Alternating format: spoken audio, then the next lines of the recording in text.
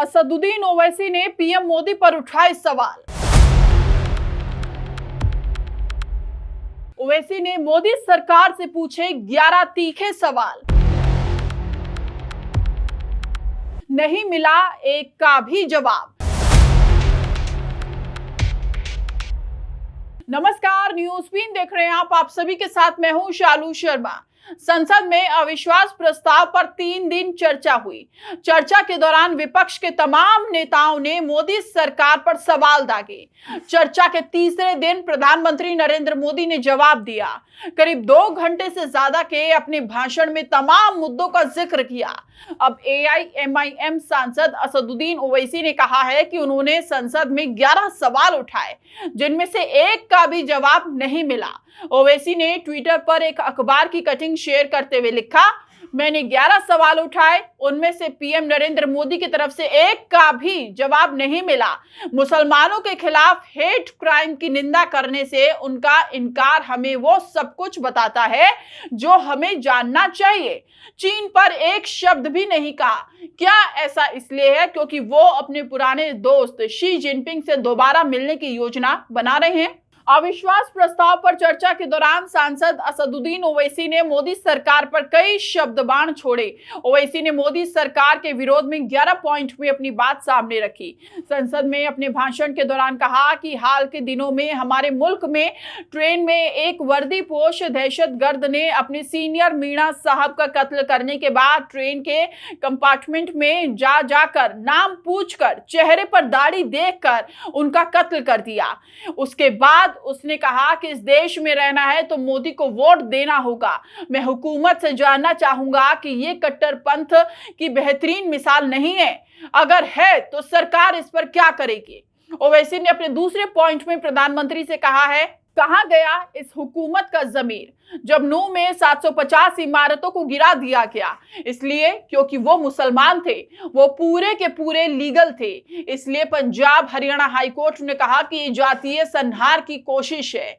तीसरे पॉइंट में ओवैसी ने मणिपुर का जिक्र किया और कहा कि असम राइफल्स पर एफआईआर हो रही है। कहां गया आपका ज़मीर जब वहां महिलाओं से दुर्व्यवहार हो रहा है? आप सीएम को नहीं हटाना चाहते क्योंकि वो कोऑपरेट कर रहे हैं।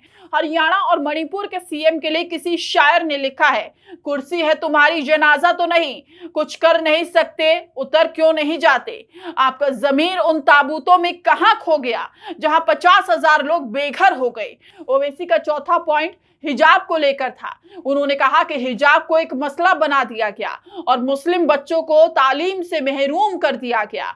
कहां गया आपका ज़मीर? मैं ये पूछना चाहता हूं कि बिल्किस बानो इस देश की बेटी है या नहीं? जिस बिल्किस बानो का 11 लोगों ने रेप किया, उसकी बेटी और मां का कत्ल कर दिया, उसके दोषियों को आपने रिहा कर दिया। ओवैसी ने 5वें पॉइंट में चीन का जिक्र किया। उन्होंने कहा कि चीन पर आप कुछ नहीं बोलते हैं। 2013 में मोदी ने कहा था कि समस्या बॉर्डर पर नहीं दिल्ली में है। अगर हम अपनी जमीन पर हैं तो डिसएंगेजमेंट क्यों कर रहे हैं? क्या आज चीन हमारी जमीन पर नहीं बैठा है? क्या आप चीन से बात कर डिसएंगेजमेंट नहीं कर रहे हैं? पीएम ने जिनपिंग को अहमदाबाद में बुलाकर झूला झुलाया, चेन्नई में बुलाया था। क्या हुआ उसका नतीजा? क्या निकला?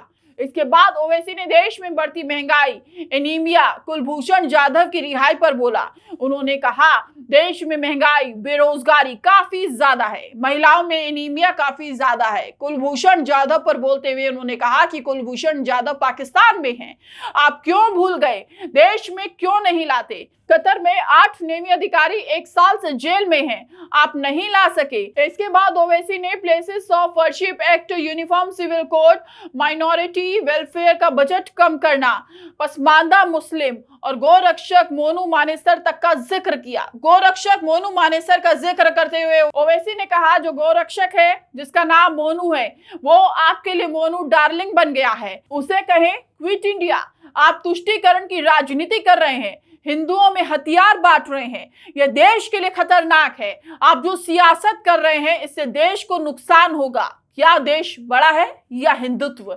आप लोग क्या सोचते हैं इस मुद्दे पर? कमेंट कर हमें अपनी राय जरूर बताएं। देश और दुनिया की तमाम बड़ी खबरों के लिए चैनल को सब्सक्राइब करना ना भूलें ताकि हर वीडियो का नोटिफिकेशन आपके पास समय पर पहुंचे। नमस्कार।